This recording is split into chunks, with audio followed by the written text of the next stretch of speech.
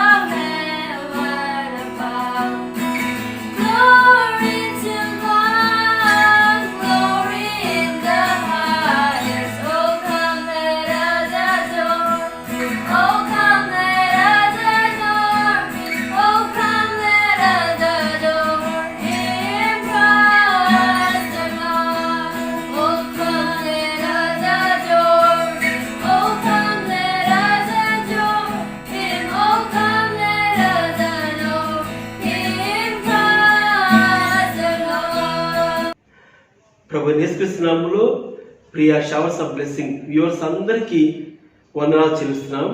గత 25 రోజులుగా మీరు మన క్రిస్మస్ కార్యక్రమాలు మీరు చూస్తూ మీరు ఆదరిస్తూ మీ యొక్క కామెంట్స్ పెడుతున్నందుకు కూడా వందనాలు.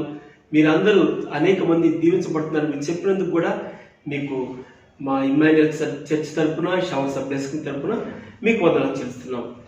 రేపటి నుండి మళ్ళా నూతన సంవత్సర విషయాలు మనం ధ్యానం చేద్దాం. అయితే ఈరోజు చివరిగా క్రిస్మస్ వాక్యం మనం చూద్దాం. లూకా వ్రాసిన సువార్త 2వ అధ్యాయం 10వ వచనం. అయితే ఆ దూత భయపడకుడి, ఇదిగో ప్రజలందరికీ కలుగుబో మహా సంతోషకరమైన సువర్తమానం నేను మీకు తెలియజేస్తున్నాను. దావీదు పట్టణమందు నేడు రక్షకుడు మీ కొరకు పుట్టి ఉన్నాడు, ఈయన ప్రభు అయిన క్రీస్తు. దేవుని ఈ వాక్యాన్ని మనం వీరిలో దీవించగాక. దేవుని బిడ్డరా, ఈ వాక్యము దేవుని దూత ఈ లేవీలైన గొర్రెల కాపర్లకు చెప్తున్నప్పుడు వారు ఏ పరిస్థితిలో ఉన్నారో మీకు నేను చెప్పాలనుకుంటున్నాను. 8వ వచనం చూస్తే, ఆ దేశంలో కొందరు గొర్రెల కాపర్లు పొలంలో ఉండి రాత్రి వేళ తమ మందను కాచుకొని చుండగా ప్రభు దూత వారి ఎద్దకు వచ్చి నిలిచెను. ప్రభు మహిమ వారి చుట్టూ ప్రకాశించినందున వారు మిక్కిలి భయపడిరి. హల్లెలూయా. మీకు ఒక విషయం మీరు గమనించాలండి. దేవుని దూత నేరుగా కన్య అయిన మరియ దగ్గరికి వచ్చినప్పుడు మరియతో మాట్లాడినప్పుడు మరియ భయపడలేదండి. దేవుని దూత గబ్రియేలు యోసేపు నిద్రపోయినప్పుడు అతనితో దర్శనంలో మాట్లాడింది. దేవుని దూత అయిన మిఖాయేలు దానియేలుతో మాట్లాడినప్పుడు ఆ దేవుని దూతను చూసి అతను శ్రోధ పడిపోయినట్టుగా మనం చూస్తున్నాం. ఇక్కడ చూస్తే దేవుని దూతలు గొర్రెల కాపుల దగ్గర వచ్చి వాళ్ళు భయపడిపోయారు. ఎందుకంటే వాళ్ళు చీకట్లో ఉన్నారు. భయంకరమైన లేదా గొప్ప వెలుగు వచ్చింది. వాక్యం ఏముందంటే మహిమ ప్రకాశించబడింది. చూస్తే వారు చీకట్లో ఉన్నారు, చీకటి వెళ్ళిపోయింది, వెలుగు వచ్చింది. వారి ముఖాలు, బట్టలు కానీ పరిస్థితులు అన్నీ కూడా మారిపోయినాయి. అక్కడ ఒక మంచి వాక్యం ఏంటంటే భయపడకండి. ఈరోజు మీకు ఒక సంతోషకరమైన శుభవార్తమానం ఏంటంటే దావీదు పట్టణమందు నేడు మీ కొరకు రక్షకుడు పుట్టి ఉన్నాడు. హల్లెలూయా. ఈ మాట వాళ్ళు నేరుగా చెప్పొచ్చండి.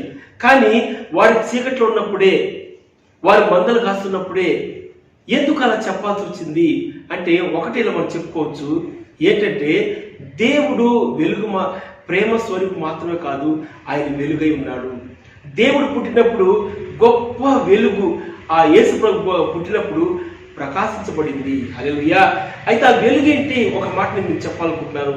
లూకా సువార్త 1వ అధ్యాయం 79వ వచనం చూస్తే, చీకటిలోను మరణ ఛాయలోను కూర్చుండే వారికి వెలుగిచ్చుటకై. ఏమండి, వాడు ఒట్టి చీకట్లో కూర్చోలేదండి. మరణ ఛాయలో, మరణపు నీడలో కూర్చున్న వారికి, మరణపు చీకటిలో, పాపపు చీకటిలో కూర్చున్న వారికి వెలుగునిచ్చుటకై పైనుండి అరుణోదయ దర్శనము అనుగ్రహించను. హల్లెలూయా. ఈరోజు చీకటి దేని గుర్తుగా ఉంది? పాపానికి గుర్తుగా ఉంది. చీకటి దేని గుర్తుగా ఉంది? భయానికి గుర్తుగా ఉంది. చీకటి దేని గుర్తుగా ఉంది? అంధకార శక్తులు, దురాత్మ ప్రభావాలు, చేతబడి శక్తులు, దుఃఖం, డిప్రెషన్, ఆత్మహత్య చేసుకుందామా, అప్పుల్లో ఉన్నవారు, ఈ భార్య భర్తలతో సమస్యలు ఉన్నవారు, వీళ్ళందరినీ చూస్తే వీటన్నీ దేని గుర్తుకున్నాయి అంటే చీకటి గుర్తుగా ఉన్నాయి. హల్లెలూయా. వీరికి సమాధాన మార్గంలో నడిపించటానికి దేవుడు ప్రభు అయిన యేసుక్రీస్తు రూపంగా ఈ లోకంలో జన్మించాడండి. అదే దావీదు పట్టణమందు నేడు మీ కొరకు రక్షకుడు పుట్టున్నాడు. హల్లెలూయా. అయితే ఈ రక్షకుడు ఏం చేశాడు? మరణ ఛాయలో, మరణ భయంలో, మరణ దుఃఖంలో ఉన్న వారిని విడిపించటానికి ఆయన మరణం పొందాడండి. మీకు మంచి వాక్యం నేను చూపిస్తాను దయచేసి.